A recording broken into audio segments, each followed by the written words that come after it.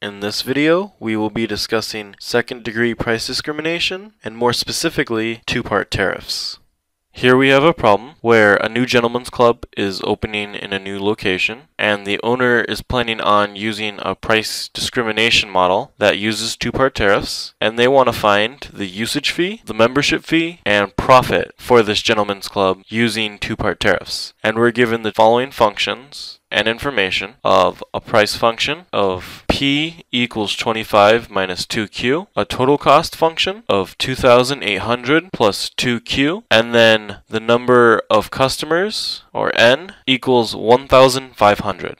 First off, we're dealing with new variables here, so I will denote usage fee by R and membership fee by F. And we want to find F, R, and profit, or pi, for this problem. So, with two-part tariffs, customers are being charged two different fees. So the original membership fee to become a part of the gentleman's club, and then a usage fee for each usage that they get from buying the membership. So say, like here, they get to use the golf course, but it costs R. A thing that helps is to graph our functions. And so we would graph our price function, and then our marginal cost.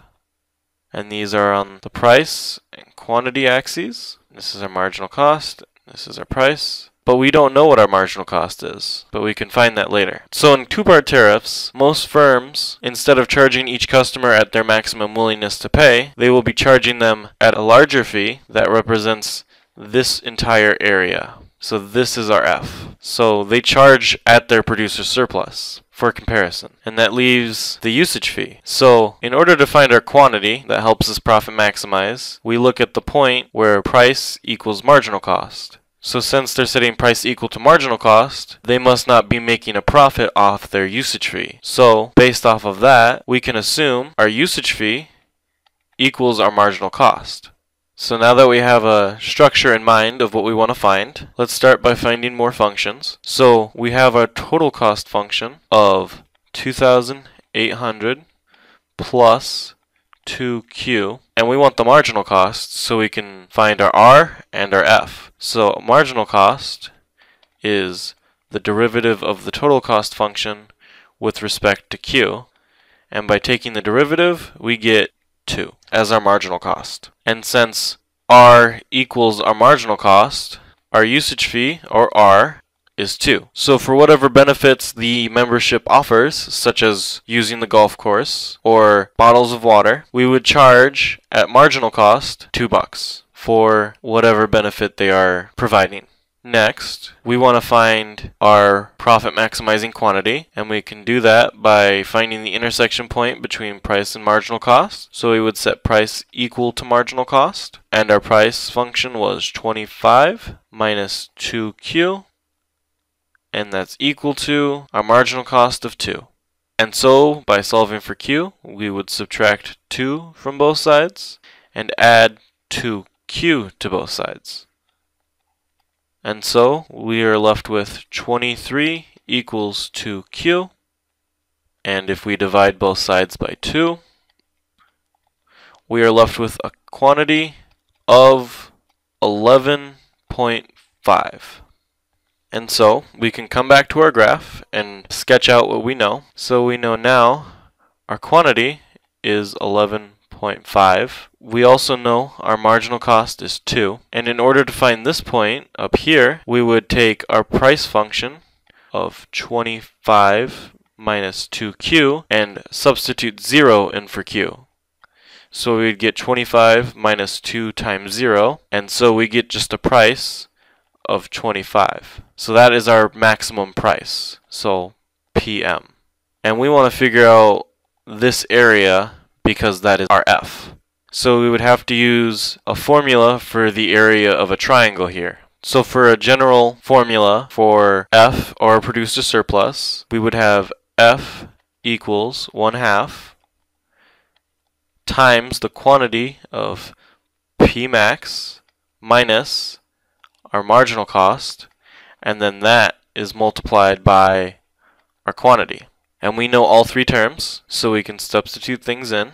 So we have F equals 1/2 times the quantity of 25 5 minus 2, and then that thing is multiplied by 11.5. And by plugging this into a calculator, our F is 132.25.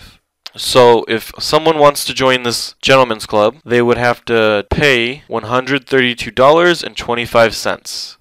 So now that we have found both R and F, we can start looking at our profit. So normally,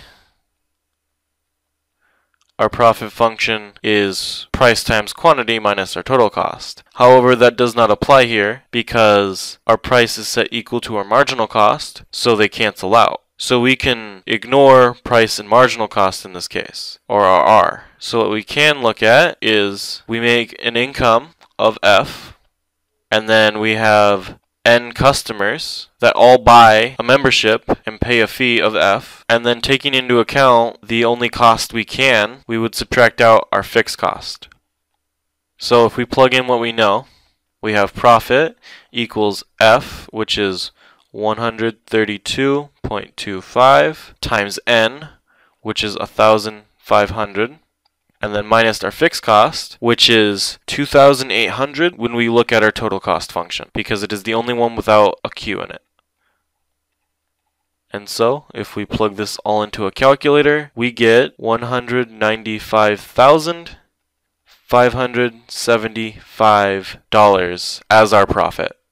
Due to the nature of a two-part tariff and the costs of the membership fee, they usually have large profits such as this. As a result of these large profits as well, the producer ends up taking all of the surplus for themselves. So consumer surplus is 0 in this scenario, which is why F is found the way it is.